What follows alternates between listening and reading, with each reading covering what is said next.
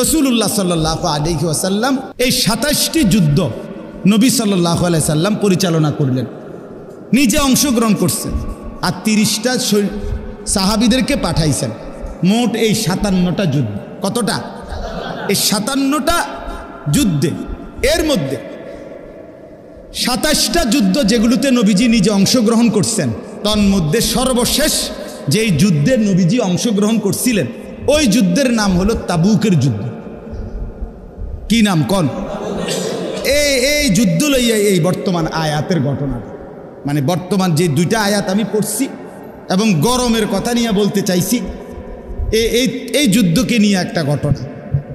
এই যুদ্ধটা হলো নবম হিজরিতে আল্লাহ নবী সাল্লাল্লাহু আলাইহি সাল্লাম মদিনা থেকে তাবুক নামক একটি জায়গায় এই যুদ্ধের জন্য সাহাবীদেরকে নিয়ে গেছিলেন। তো নবম হিজরি মানে ইন্তেকালের ২ বছর পূর্বে, ১১তম হিজরিতে নবীজি সাল্লাল্লাহু আলাইহি ওয়াসাল্লাম ইন্তেকাল করছেন। তাহলে নবম হিজরি হলে কয় বছর আগে? ২ বছর আগে নবীজি সাল্লাল্লাহু আলাইহি সাল্লাম খবর পেলেন এই মদিনা থেকে বর্তমান রোডের হিসাবে প্রায় ৭৫০ থেকে ৮০০ কিলোমিটার দূরে হলো তাবুক। এখনও আছে এই জায়গা তাবুক নামেই। তাবুকের অনেক সাথী আছে আমাদের বাংলাদেশি, আমার মহব্বতেরও অনেক সাথী আছে তাবুক থাকে। এইবার রমজানে উমরায় ছিলাম যখন, তখনও ওরা তাবুক থেকে আইসা আমার সাথে দেখা করছে। আমার শায়েখ আল্লামা মুফতি মুশতাকুর নবী সাহেব হুজুরের সাথে দেখা করছে, হজ্জের সফরে দাওয়াত দিছে যাওয়ার জন্য। আমরা ওয়াদা দিছি আল্লাহ যদি নেয় হজে এবার তাবুক যাওয়ার কথা। তো এই ৭৫০-৮০০ কিলোমিটার দূরে, ৮০০ কিলোমিটারের চাইতেও বেশি বাংলাদেশের, কিন্তু ওই প্রান্ত থেকে এই প্রান্ত মানে কক্সবাজার টেকনাফের শেষ মাথা থেকে একেবারে পঞ্চগড়ের তেঁতুলিয়ার শেষ মাথা পর্যন্ত ৮০০ কিলো না, ৭০০ কত কিলো জানি আপনার, ৮০০ কিলোর নিচে, বুঝছেন নি হিসাবটা? অনেক দূরত্ব। এই এত লম্বা দূরত্বে আপনার, এখন তো গাড়ির মধ্যে এসি আছে, তখন তো গাড়িয়ে নাই এসি আইব করতে। এই সময়ে ওইখানে রোম অঞ্চল থেকে আপনার খ্রিস্টান বাহিনী মুসলমানদের বিরুদ্ধে যুদ্ধ করার জন্য রওনা দিচ্ছিল। আল্লাহ নবী সাল্লাল্লাহু আলাইহি সাল্লাম গুপ্তচর মারফত এটা শুনছেন যে তারা তাবুকের মধ্যে এখন আছে। নবীজি সাহাবীদেরকে বললেন, তোমরা প্রস্তুতি নাও, মদিনায় আমরা তাবুক নিজেরাই আগায় গিয়া তাদের সাথে যুদ্ধ করব। আচ্ছা, সাহাবীদেরকে যখন এই কথা নবীজি বললেন, এই কথাটাই বোঝেন, মদিনায় যখন নবীজি এই কথাটা বলছেন, এই সময়ে রেডি হইতে যুদ্ধের জন্য, তখন ছিল মদিনায় সর্বোচ্চ তাপমাত্রার গরম, ভীষণ গরম, ভীষণ গরম, ভীষণ গরম। এখন আমাদের এই তাপমাত্রায় আমাদের খুব কষ্ট হইতেছে না, গরম। আচ্ছা, আরব দেশে কিন্তু মধ্যপ্রাচ্যে সারা বছরই এমন গরম, এখান থেকে অনেক বেশি গরম।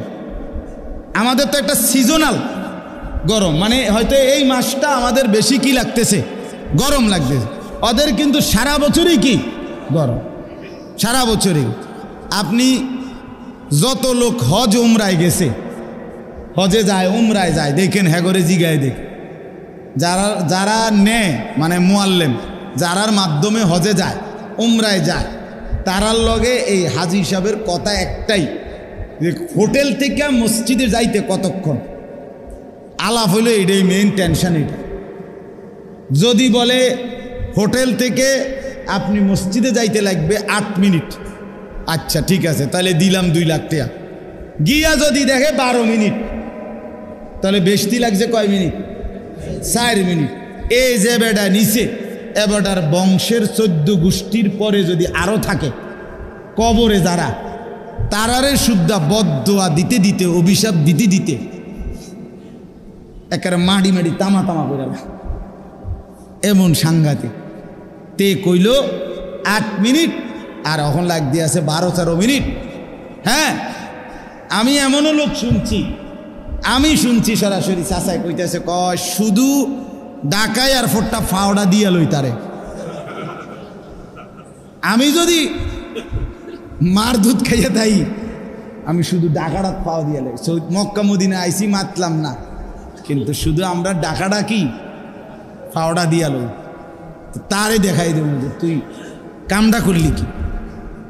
এই গরমটার মধ্যে সাইরে দিলি 12 মিনিট, কইলা 8 মিনিট, মানে 4 মিনিটের গরম, 5 মিনিটের গরম। আহা, বিশ্বাস করে এটা বাস্তবতা। হোটেলটা সেন্ট্রাল এসি, মসজিদে হারাম মসজিদটাও সেন্ট্রাল কি এসি, 24 ঘন্টাই কি এসি। মাঝে শুধু এই 8 মিনিটের 12 মিনিটের রাস্তা দিয়ে কত হাইটে আসে, এইটুকুর জন্য তার আহাজারিতে আল্লাহর আরশ কাঁপে, গরমের কষ্ট। তো সেই মানুষগুলো 800 কিলোমিটারের চাইতে দূরত্বে সর্বোচ্চ তাপমাত্রার গরমে রওনা দেবার জন্য রওনা রেডি হচ্ছে। কি পরিমাণ গরম, কি পরিমাণ গরম। তদুপরি গাড়ি নাই, কিচ্ছু নাই। আজকের এই সুন্দর রাস্তা তখন কি আর ছিল এটা? এই অবস্থায় সাহাবায়ে কেরাম, নবীজি ঘোষণা দিছেন, মদিনায় তখন প্রচণ্ড গরম, তাবুকের যুদ্ধের ঘোষণা দিছেন নবীজি। আচ্ছা, প্রচণ্ড গরম কেন? বলে এমনিতেই তো সারা বছর গরম, তা আবার এখন আর প্রচণ্ড গরম কা? তো নিয়ম হইল, আরব দেশে যখন খেজুর পাকার মৌসুম হয়, খেজুর যখন পাকে গাছে, এই সময়টা সর্বোচ্চ তাপমাত্রার গরম হয়। এই প্রচণ্ড গরমে 15-20 দিন 25 দিনের ভিতরে তীব্র গরমে খেজুর পূর্ণ পাইকা যায়। এরপরেই আপনার লোকেরা ওই খেজুর পাইরা পুরা 1 বছরের পুঁজি, ব্যবসা, খাবার সব সংগ্রহ করে। তো মদিনায় তখন সাহাবীদের বাগানের খেজুর সবগুলো পাকতেছে, তাদের পুরা 1 বছরের সিজনের মেন ফসলেই তখন। তাহলে এই মুহূর্তে তারা যদি চলে যায়, আর আসতে যাইতে তাবুক থেকে 17 দিন লাগছে, তাহলে 15-20 দিনের পরে আইসা দেখবে আপনার গাছে কোনো খেজুর নাই, সব পইরা ঝইরা। কারণ বেশি পাকলে যেই কোনো ফল নিজে নিজে কি হয়ে যায়, পড়ে যায়। এই খেজুরও তো পড়ে যাবে। তাহলে একে তো তাদের আগামী 1 বছরের পুঁজি, খাদ্য, তাদের ব্যবসার খেজুর সব কি হয়ে যাবে, শেষ হয়ে যাবে।